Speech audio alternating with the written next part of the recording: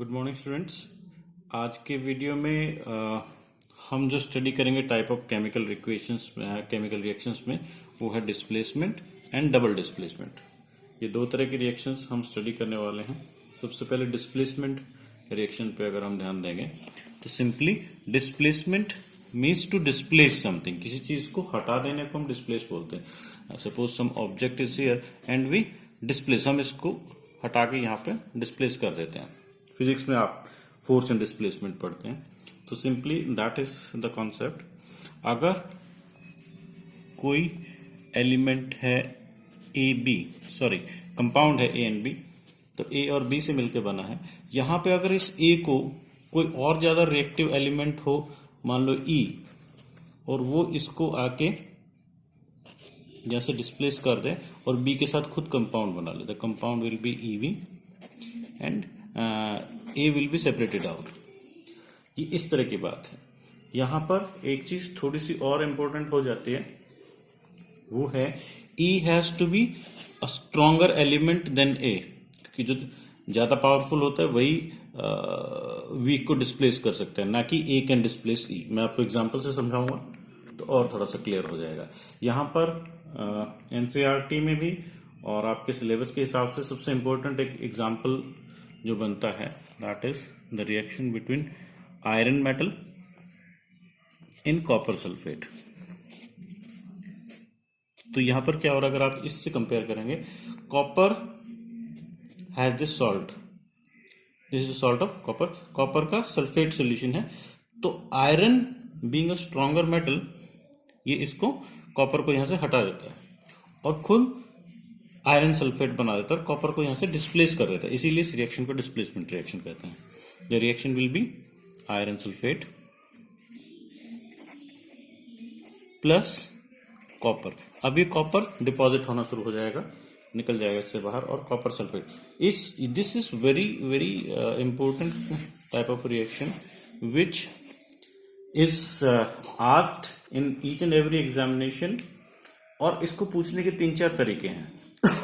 First is simply what kind of chemical reaction is this, this is simply a displacement reaction.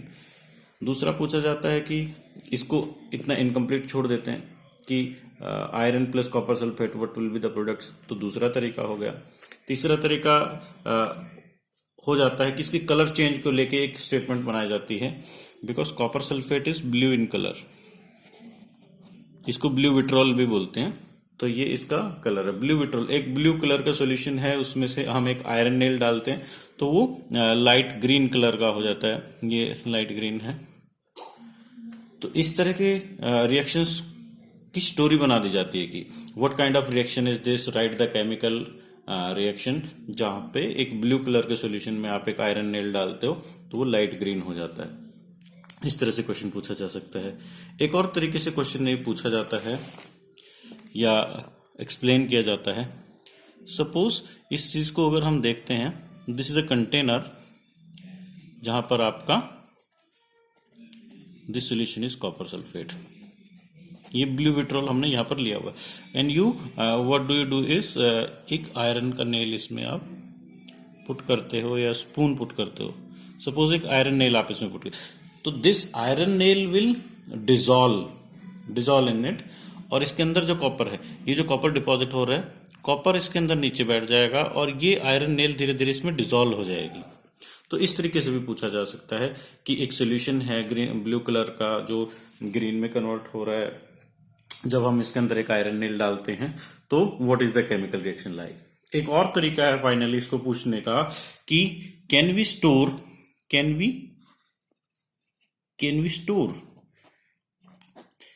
Store copper sulphate in iron vessel. तो क्या हम iron के vessel में copper sulphate को, अगर मान लो ये वेसल ही आयरन का होता, तो हम कॉपर सल्फेट को इसके अंदर स्टोर नहीं कर पाते। क्यों? क्योंकि the vessel will get dissolved in it because of this reaction. But the reverse is true. अगर आप इस रिएक्शन को देखोगे, मैंने स्टार्टिंग में आपको एक चीज बोली थी, only the metals which are more active, यहाँ पे iron is more active than copper, इसीलिए उसको रिप्लेस कर पाता है, लेकिन copper can not replace iron. अभी के लिए आप इसको थोड़ा सा याद रखें कि iron is more reactive than copper. आपका जो मेटल नॉन मेटल का चैप्टर आएगा, आई थिंक 3rd चैप्टर, उसमें डिटेल्ड आपको लिस्ट मिलेगी रिएक्टिविटी ऑफ मेटल्स की, chemical reactive metal reactivity series होती है पूरी, जिसमें हमें पूरी metals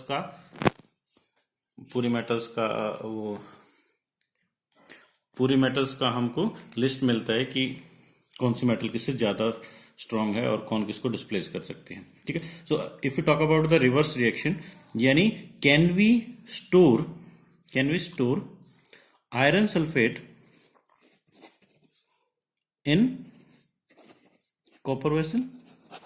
the answer is yes. क्यों? क्योंकि अगर हम आयरन सल्फेट लेंगे, इस रिएक्शन का उल्टा लेते हैं, और in copper vessel, copper metal plus iron sulphate, क्या कोई रिएक्शन होगी? There will not be any reaction, because copper can not displace iron. So I hope this is, इससे बाहर एनसीईआरटी में के हिसाब से और सीबीएसई के हिसाब से इससे बाहर क्वेश्चन बनता ही नहीं है। And this is the most 5 ways जो फ्रिक्वेंटली इसी तरीके से पूछे जाते हैं। तो एक बार आप कॉन्सेप्ट समझ जाएंगे तो इससे करीबन आपको 5-6 तरह का क्वेश्चन जो है वो कवर हो जाता है।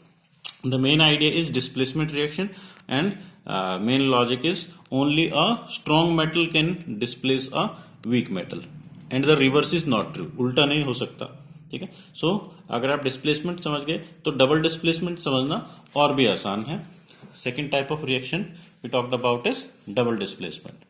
डबल डिस्प्लेसमेंट है ऐसे ही इसी लॉजिक पे काम करता है, डिस्प्लेसमेंट ही है वो भी, लेकिन वहां पर जो सॉल्ट हैं उसमें 2 सॉल्ट लिए होते हैं और दोनों एक दूसरे को, दोनों के अंदर डिस्प्लेसमेंट होता है।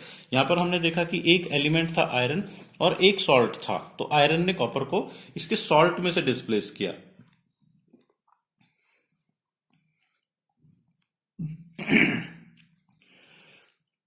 अभी let's take an example. Suppose we have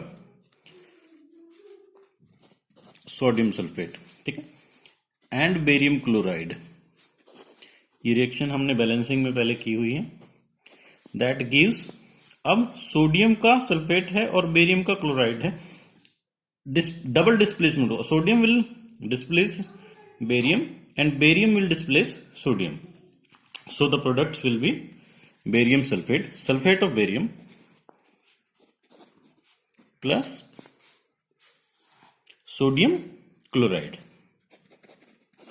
तो अगर आप इसको बैलेंस करना चाहें तो सिंपली यहाँ पे 2 हो जाएगा। सो 2 सॉल्ट हुए, एक सोडियम का सॉल्ट था, एक बेरियम का था, बेरियम ने सोडियम को रिप्लेस कर दिया और इसने इसको डिस्प्लेस कर दिया। This is double displacement simply. So the idea in both the reactions is same, the concept is same, but this is called the single displacement or simply displacement reaction, and this is called the double displacement reaction. I hope you got the idea of displacement and double displacement. That is all for this video.